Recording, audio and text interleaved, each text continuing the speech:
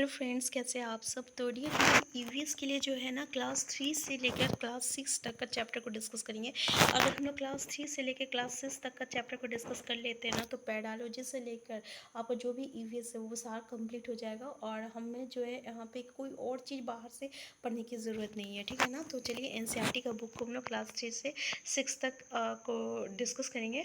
और यहाँ पे जो भी आएगा डियर ईवीएस से ये आपका एनसीईआरटी के बुक से ही आता है, ठीक है। तो देखिए डाल डाल पर ताल ताल पर, ये पहला चैप्टर है क्लास 6 का। तो देखिए, माँ आज मुझे स्कूल भेज दो, 2 दिन से घर में बैठे बैठे बोर हो गई हूँ, पूनम बोली।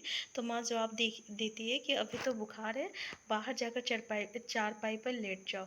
तो चारपाई पर लेटे लेटे पूनम को नींद आ जाता है और अचानक उसके चेहरे पर कुछ गिरता है। वो हड़बड़ाकर उठी, उसने अपने गाल पर हाथ लगाया। उफ, ये किसकी शरारत है, कबूतर की या कौवे की? हो, कौवे की ही लगती है, ठीक है, कवि की ही लगती है। तो देखिए, बच्चे अपने आसपास के लोगों और चीज़ों को देखकर समझकर बहुत कुछ सीखते हैं और इस अध्याय से भी कक्षा के बाहर की दुनिया का अवलोकन करवाया जाए, कक्षा में बैठकर केवल पढ़ा ना जाए। तो जैसे कि आपको पता है कि पेडालॉजी ये है आपका, पेडालॉजी से रिलेटेड, ठीक है। अब जैसे यहाँ पे आपको पता चल गया कि भाई बच्चे को जो है ना वो मतलब कि बाहर की चीज़ों से देख कर जो है पढ़ाना चाहिए। इससे उससे क्या होता है ना, जब भी हम उसको रियल लाइफ का हमें उसे जानकारी देना चाहिए, उसे जो है कोई भी चीज़ अगर हम उसे पढ़ाते हैं, ठीक है ना, तो उससे जो है हम उसका वास्तविकता से जोड़कर, रियल लाइफ से जोड़कर, उसका सिचुएशन को जोड़कर, बाहर की दुनिया से जोड़कर अगर हम उसको तब उसको बताते हैं तो उसको वो जल्दी समझ में आ जाता है, ठीक है ना।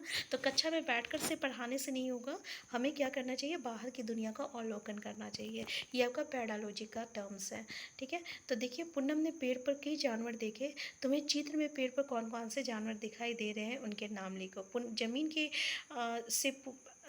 से पूनम ने एक पत्ता उठाया और बीट को पोंछा। गाल अभी भी चिपचिपा था और उसने सोचा, सामने तालाब में धो आती हूँ, ठीक है। तो पूनम ने तालाब पर किन किन जानवरों को देखा, चित्र देखकर उनके नाम लिखा। अब देखिए, किताब में जो जानवर शब्द का इस्तेमाल किया गया है यहाँ पे हर एक तरह, जैसे कि कीड़े हुआ, पक्षी हुआ, स्तनधारी हुआ आदि के लिए किया गया है। क्योंकि जो छोटे जो क्लास 3 में पढ़ रहे हैं, ठीक है ना, तो उनका उम्र तो बहुत ही कम होता है। तो वो इस समय जो है कीड़े मकोड़े, सांप या छिपकली या इस तरीके से जो है हम लोग व्यंग्यकरण नहीं कर सकते। वो हर चीज़ को देखते हैं तो वो क्या कहते हैं, देखो ये जानवर है।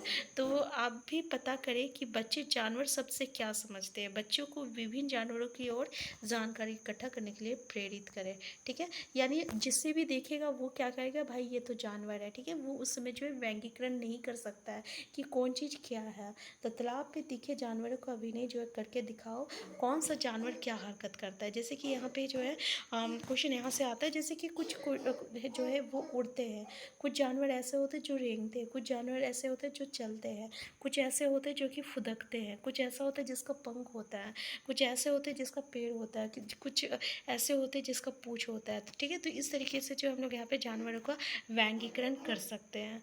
तो जानवरों के रंग, रूप, चाल, आवाज़ आदि देखना तथा उनकी नकल करना बच्चों को बहुत रोचक लगता है और जानवरों की विविधता देखकर उनको अलग अलग समूह बनाने से ही व्यंग्यकरण की शुरुआत होती है, ठीक है। तो ये आपका पेडालॉजी का क्वेश्चन है।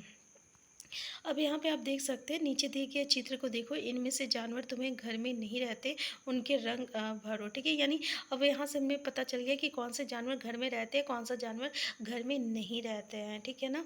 तो नेक्स्ट है आपका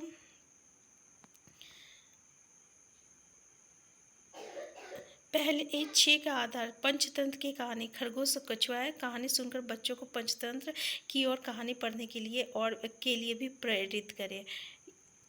तो देखिए यहाँ पे चित्र में देखो और बताओ कौन से निशान उंगलियों के हैं और कौन से अंगूठे के हैं। तुम इसी तरह स्याही या गीले रंग से कागज पर जानवरों के चित्र बनाओ और दिए गए चित्रों की नकल मत करना, अपने मन से बनाना। इन चित्रों से अपने स्कूल और घर को सजाओ। तो बच्चे को सृजनात्मक गतिविधि, ये सब क्या हो गया आपका, सृजनात्मक गतिविधि हो गया, ठीक है। जैसे उंगलियों और आपका अंगूठे पर रंग लगाकर चित्र बनाना अच्छा लगता है और इन्हें अपनी इच्छा से अलग अलग तरह के डिज़ाइन बनाने के लिए प्रोत्साहित करना चाहिए। इससे क्या होता है ना कि बच्चे को जो होती है ना, उसकी जो क्रिएटिविटी स्किल होती है ना, उसकी जो आपका सृजनात्मक गतिविधियाँ होती है ना, वो जो है वो उसमें प्रोत्साहित होती है, वो प्रोत्साहन मिलता है, ठीक है। तो इससे उनका क्या होता है, सृजनात्मक शक्ति बढ़ता है। तो इस तरीके से एक्टिविटी जो है हमें स्कूल में कराना चाहिए बच्चों में, ठीक है, बच्चों को प्रोत्साहित करें कि वो जानवरों को ध्यान से देखें और अपने मन से चित्र बनाएं। समूह को चित्र बनाने में बच्चों को सहायता की आवश्यकता हो सकती है। अब इससे क्या समझ में आया कि देखिए ये जो स्कैप फोल्डिंग की हम लोग बात करते हैं CDP में, ठीक है ना, वो क्या होता है कि भाई अगर किसी भी चीज़ को बच्चे को अगर समझ में नहीं आ रहा तो हमें क्या करना चाहिए, हमें उसकी मतलब आवश्यकता पड़ने पर उसकी मदद करनी चाहिए, ठीक है ना, उसकी सहायता करनी चाहिए। ठीक है, तो ये ध्यान में दीजिएगा। नेक्स्ट है यहाँ पे देखिए कि यदि गतिविधि चीज़ों का क्रमशः लगाने का शुरुआती कदम है, क्रम में लगाना बच्चों के अपने अनुभव पर निर्भर करता है। चूहा चिड़िया से छोटा भी हो सकता है और बड़ा भी हो सकता है। जानवरों के प्रति संवेदनशीलता से जुड़ी बातों पर चर्चा करवाएं, ठीक है ना।